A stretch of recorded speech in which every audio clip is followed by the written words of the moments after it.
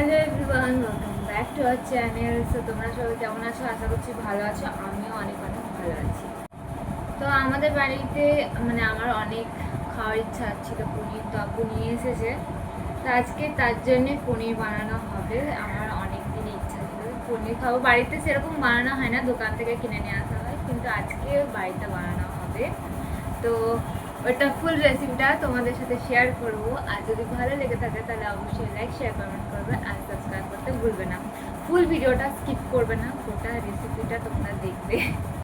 তো যাই হোক, তো চলো তোমাদের সাথে শেয়ার করব। আর তোমরা সবাই বাড়িতে এই রেসিপিটা ট্রাই করে দেখতে পারো। একদম সিম্পল, মানে সিম্পলি সিম্পলি সিম্পলি রান্না করা হবে।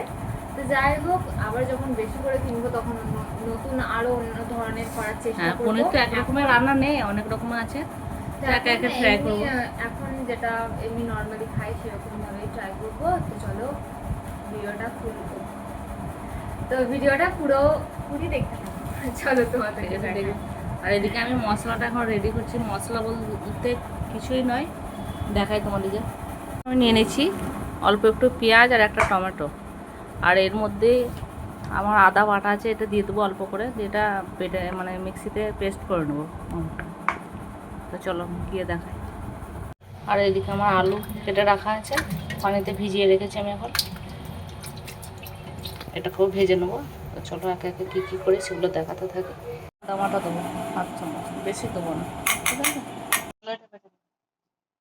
তো এখানে টমেটো, পেঁয়াজ আর আদা রসুনের পেস্টটা রেডি হয়ে গেছে। টমেটো, আদা রসুন আর পেঁয়াজ, ঠিক আছে। আর এদিকে পনির কেটে রেখে দিয়েছি, এটাকে ভেজে নেবো। তো চলো গিয়ে দেখাই। এই হচ্ছে পনির, ছেড়ে দেবো।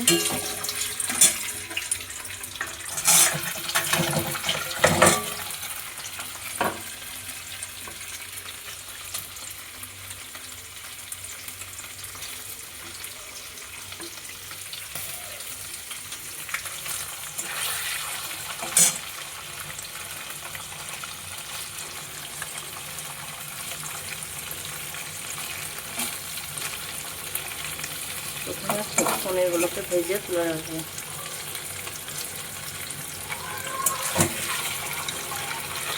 রাখবো। এখানে নুন পানি রেডি করে রেখেছি, এটা ভেজে এখানে দিয়ে দেবো। একটু আলতোভাবে ইয়ে করতে হচ্ছে, নাড়তে হচ্ছে, নাহলে ভেঙে যাচ্ছে। তো কেন ভাঙছে আমি জানি না, টাটকা বলে নাকি কে জানে, কমেন্টে অবশ্যই জানে কী কারণে ভেঙে যায়। আস্তে দিয়ে প্রথমে ভেঙে যাচ্ছে। দিও লবণ, নুন, ঠিক আছে। হলুদ রং চামচ নুন দরকার।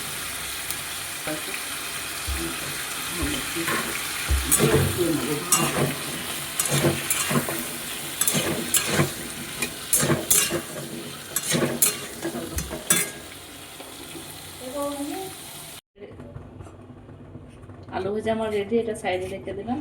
আর এদিকে পনেরো রেডি আছে। তো চলো এবার রান্নাটা করি, মেন যে রান্নাটা সেটা এবার করে নিই। আর একটু তেল দিলাম,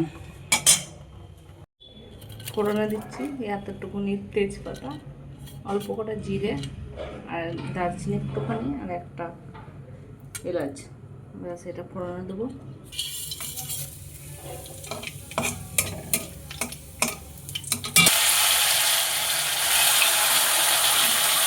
এখানে যে মশলাটা করেছিলাম ওটা আমি দিয়ে দিচ্ছি, ওটা কিছু থাকছে। তো এটা ভালো করে আমি কষিয়ে নেবো, ভালো করে ভেজে নেবো, এটা যাতে কাঁচা গন্ধটা বেরিয়ে যায়। তারপরে বাদ বাকি মশলাগুলো আমি দেবো। না ভাই ওরকম বলতে নেই, আমি এমনি জানছি। মশলা আমার তেল ছেড়ে দিয়েছে। এবার একে একে মশলাগুলো আমি দিয়ে দেবো।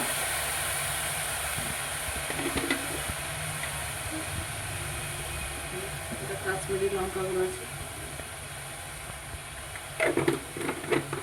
ঝাল হয় না কিন্তু কালার হয়। এখানে আছে অল্প সামান্য হলুদ,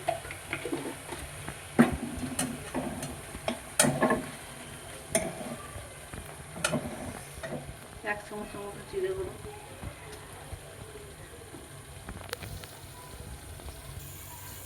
আর 1 চামচ ধনে গুঁড়ো। বাবা এরকম নুন দিয়ে দিচ্ছি অল্প, কিন্তু সব নুন দিয়ে আছে অল্প দিতে হবে হাতের উপর।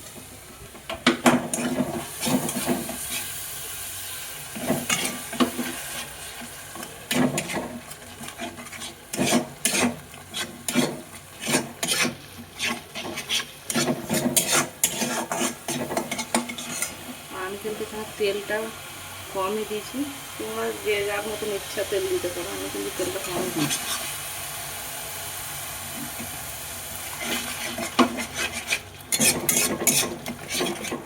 একটু রেখে দাও, তারপরে আলুগুলো দিয়ে দিই। আলু পেঁয়াজটা ভালো করে মশলা করে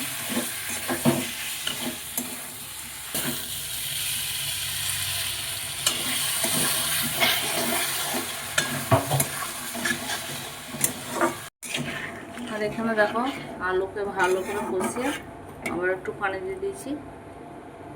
আর এখানে আমি আলুটা দেখি সিদ্ধ হয়েছে নাকি, অল্প সিদ্ধ হতে বাকি আছে। আর এর মধ্যে আমি পনিরটা দিয়ে দেবো।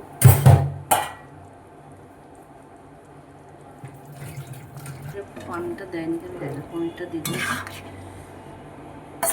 আলুটাও হবে আর পনিরের মধ্যে ফ্লেভারটাও হবে। ফ্লেমটাকে আস্তে করে দেবো।